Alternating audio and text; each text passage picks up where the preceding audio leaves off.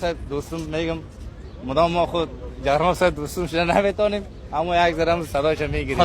خیبر زبان مارشال صاحب به دوستا یک عید تبریکی بده. بسم الله الرحمن الرحیم. ما مردم عید سعید پترا با تمام ملت افغانستان تبریک گفتگی بگیرم.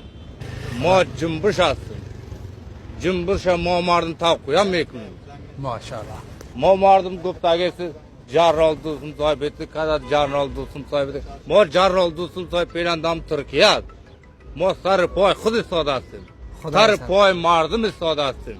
و یک گپ دیگه ایده زدگی میگیرم و ایده خود ترکیه ما خواندم.